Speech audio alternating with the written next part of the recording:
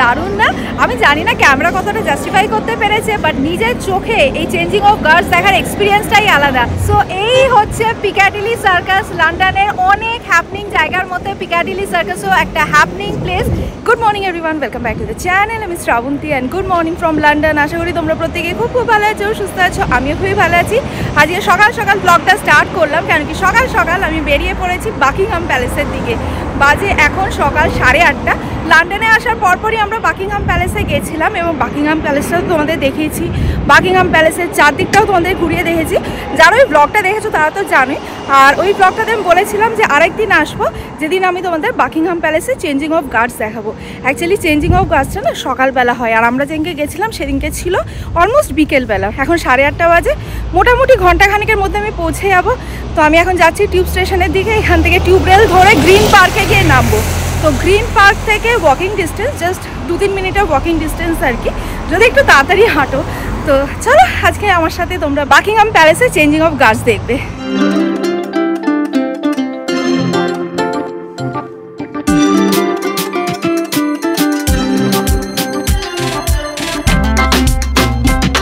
So এই হলো green পার্কের টিউব স্টেশন। টিউব স্টেশন থেকে বেরিয়েই সামনেই রয়েছে ডিরেকশন বোর্ড, যেখানে মেনশন করা রয়েছে এখান থেকে কোন কোন জায়গায় যাওয়া যাবে, কোন কোন জায়গায় পায়ে হেঁটে যেতে কতক্ষণ লাগবে। দেখো বাকিংহাম প্যালেসও রয়েছে, এই যে এখানটা বাকিংহাম প্যালেস, এখান থেকে হেঁটে যেতে 7 মিনিটস লাগবে।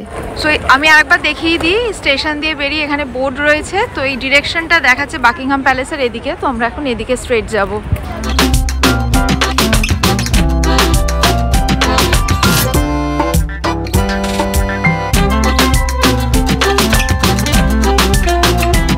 তো আমার কিন্তু গ্রিন পার্ক আর হাইড পার্কের ওপরে ব্লগ করা আছে, যারা দেখোনি ডেফিনেটলি এই ব্লগটার পরে গিয়ে দেখো। এখানে দেখো আই বাটনে একটা লিঙ্ক ফ্ল্যাশ করছে, প্লাস আমি ডেসক্রিপশন বক্সেও লিঙ্কটা দিয়ে দেবো। ডেফিনেটলি দেখো, ব্লগটা বেশ ভালো লাগবে তোমাদের।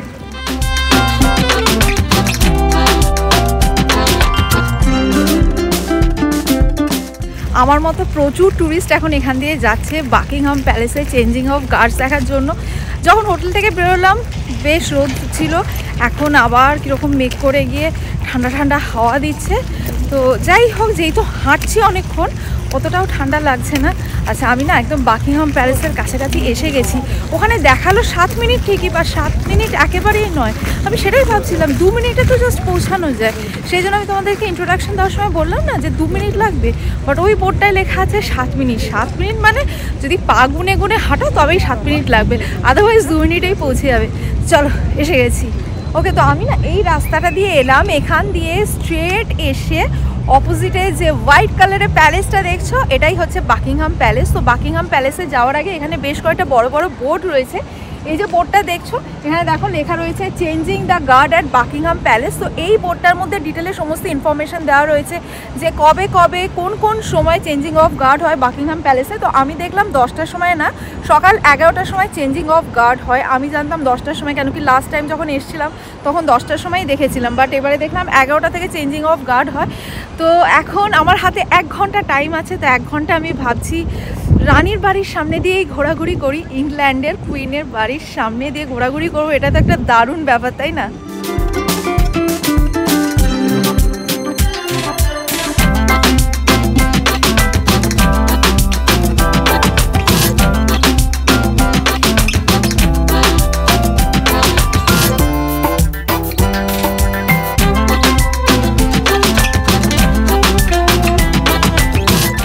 যারা আমার আগের ব্লগটা মিস করে গেছো বাকিংহাম প্যালেসের ওপর, তাদেরকে আরেকবার দেখিয়ে দিই। এই যে এইটা হচ্ছে বাকিংহাম প্যালেস। তো এখন প্রচুর লোক, অসংখ্য মানুষ এসছে চেঞ্জিং অফ গার্ডস দেখার জন্য। আমি একবার আমার চারপাশটা তোমাদের ঘুরিয়ে দেখাই, মানে অসংখ্য ট্যুরিস্ট এসছে এখানে চেঞ্জিং অফ গার্ডস দেখার জন্য। তো চলো এখন আমি তোমাদের চারদিকটা একটুবার দেখিয়ে দিই, তোমরা দেখে নাও। তারপর যখন চেঞ্জিং অফ গার্ডস হবে তখন আমরা ফিরে আসছি। বাকিংহাম প্যালেসে চেঞ্জিং অফ গার্ড সেরিমনি উইকে জাস্ট 4 দিন হয়, Monday, Wednesday, Friday and Sunday সকাল 11টার সময়। আর যখন চেঞ্জিং অফ গার্ড সেরিমনিটা হয় তখন গ্রিন পার্কে সমস্ত রাস্তা সকাল 10:30 থেকে 12টা বন্ধ থাকে। During the ceremony the new guard takes over the old guards formal duty of protecting his majesty the king. একটু আগে তোমাদেরকে কমপ্লেন করছিলাম না যে হোটেল থেকে বেরোনোর সময় বেশ রোদ ছিল, তারপরে হঠাৎ করে ক্লাউডি হয়ে গেছে, এখন আবার প্রচুর রোদ উঠে গেছে, মানে তাকানো যাচ্ছে না। তো সানগ্লাসটা ব্যাগে ছিল, পরে নিয়েছি। তো একটু পরে তো চেঞ্জিং অফ গার্ডস হবে, তোমাদের তো চারপাশটা দেখিয়ে দিলাম। তো এই রাস্তাটা দিয়েই চেঞ্জিং অফ গার্ডস হবে। এবার যেহেতু এই রাস্তাটা দিয়ে হবে, এখানে প্রচুর পুলিশ রয়েছে, লন্ডন পুলিশ রয়েছে, আর পুরো রাস্তাটা ব্যারিকেড দিয়ে ঘিরে দিয়েছে। তো আমরা যারা এখানে দেখতে এসেছি চেঞ্জিং অফ গার্ডস, এপাশে তোমরা দেখতে পাচ্ছ, তো সবাই ব্যারিকেডের ওপারে রয়েছে। একবার আমি তোমাদেরকে ঘুরিয়ে দেখিয়ে দিই, চারিদিকটা ব্যারিকেড দিয়ে দিয়েছে। তো ব্যারিকেডের ওপার থেকে আমাদেরকে দেখতে হবে।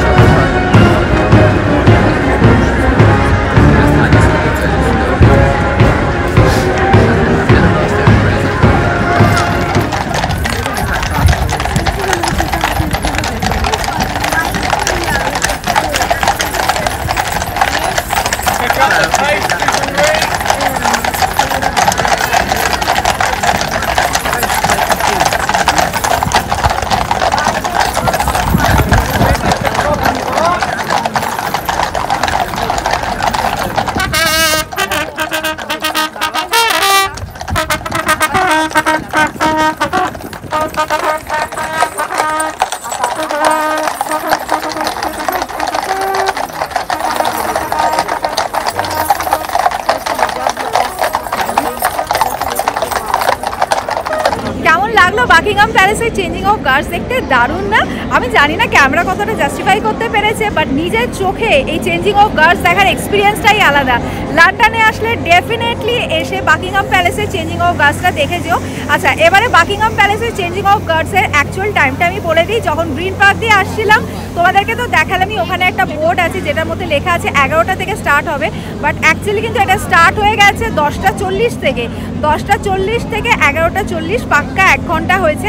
তো তোমরা যখন আসবে না, হাতে একটু টাইম নিয়ে এসো, মানে বিফোর টাইম চলে এসো, চেষ্টা করো অ্যাটলিস্ট 10টার মধ্যে চলে আসার, কেন কি এখানে প্রচণ্ড ভিড় হয়। আর এই যে ব্যারিকেডগুলো দিয়েছে, এই ব্যারিকেডের ভেতর থেকেই দেখতে হয় সমস্ত ট্যুরিস্টদের চেঞ্জিং অফ গার্ডসটা। তো যত দেরি করে আসবে তত পেছন থেকে দেখতে পাবে, তাই চেষ্টা করো 10টার মধ্যে এখানে চলে আসার। গার্ডস চেঞ্জ হওয়ার সাথে সাথে এখানে চারপাশে যে ব্যারিকেডগুলো করেছিল সেগুলো এবার সব তুলে নিয়েছে।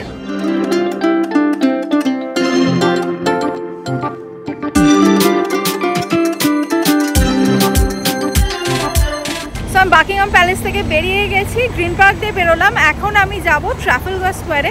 ট্রাফালগার স্কোয়ারে কী আছে সেটা আমি ওখানে গিয়ে দেখাবো। তো সামনেই টিউব স্টেশন রয়েছে, বাট আমি টিউবে যাচ্ছি না, আমি হেঁটেই যাচ্ছি। হেঁটে গেলে তোমাদের আরও ভালো জিনিসগুলো দেখানো যাবে। চলো।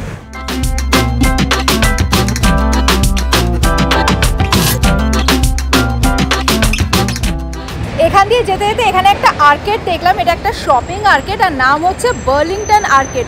অ্যাপ্রোচটা এত সুন্দর, না গিয়ে কিন্তু পাচ্ছি না। চলো তোমাদেরকেও নিয়ে যাই।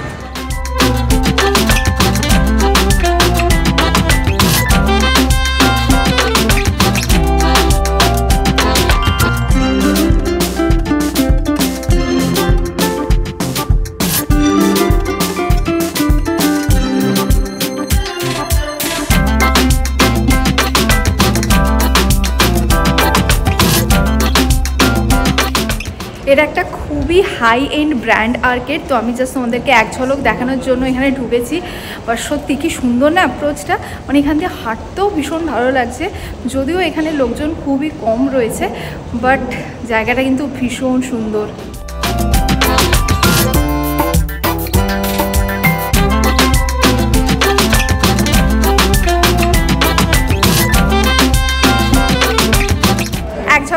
দেখিয়ে দিলাম, আমি নিজেও দেখে নিলাম। চলো এবার আমরা ট্রাফালগার স্কোয়ারের দিকে যাই। তো এটা হচ্ছে বার্লিংটন আর্কেড। বার্লিংটন আর্কেডের ঠিক পাশেই রয়েছে বার্লিংটন হাউস, যেটা হচ্ছে রয়্যাল একাডেমি অফ আর্টস।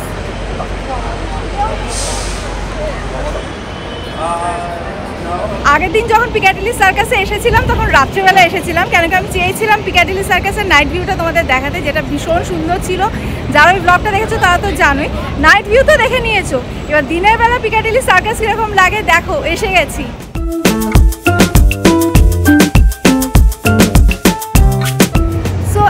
হচ্ছে পিকাডিলি সার্কাস, লন্ডনের অনেক হ্যাপনিং জায়গার মধ্যে পিকাডিলি সার্কাসও একটা হ্যাপনিং প্লেস।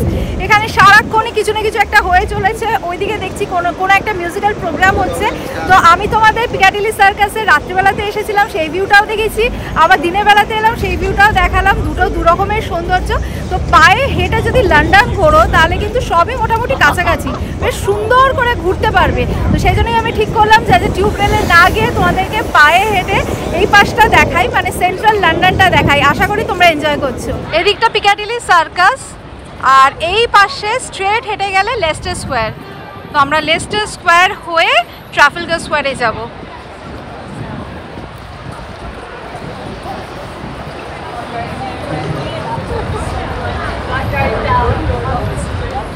এই দেখো লন্ডন ট্যাক্সি।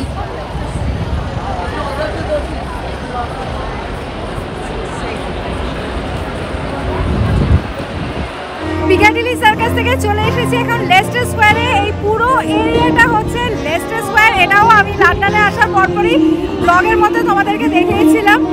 তো এবারে গিয়ে লাঞ্চ করব।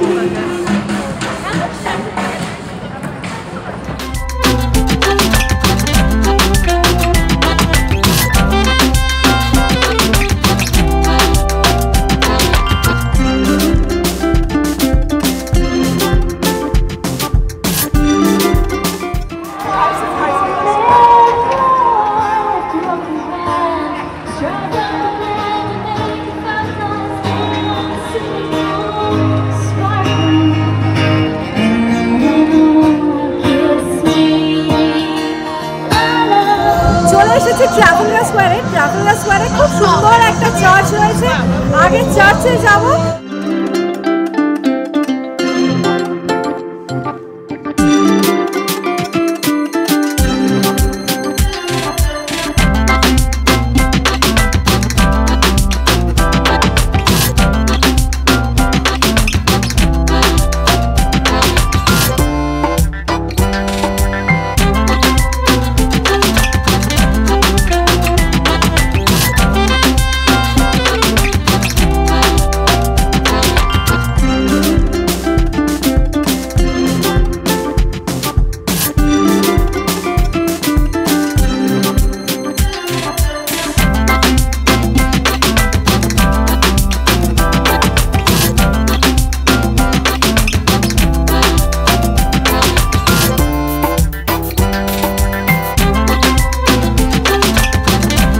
ট্রাফালগার স্কোয়ারে এখন এখানটা কাজ হচ্ছে বলে পুরোটা ঢেকে রেখেছে।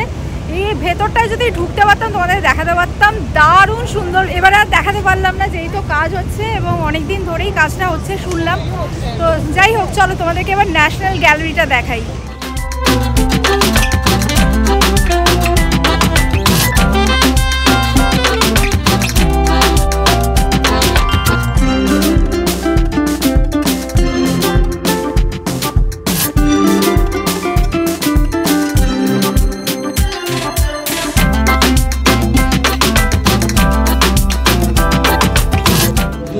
হচ্ছে Saint Martin's Church. Saint Martin's চার্চের ঠিক অপোজিটেই রয়েছে দ্য ন্যাশনাল গ্যালারি।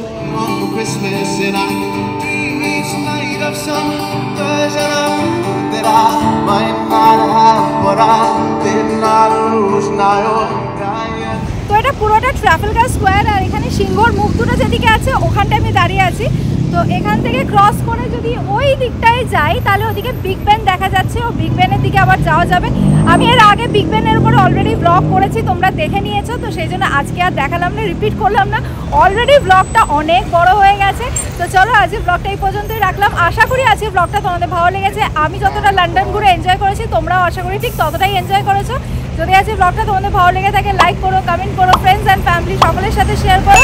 আর যারা ফেসবুক পেজ থেকে দেখছো তারা ফেসবুক পেজটা প্লিজ ফলো করে নিও। Thanks for watching and by.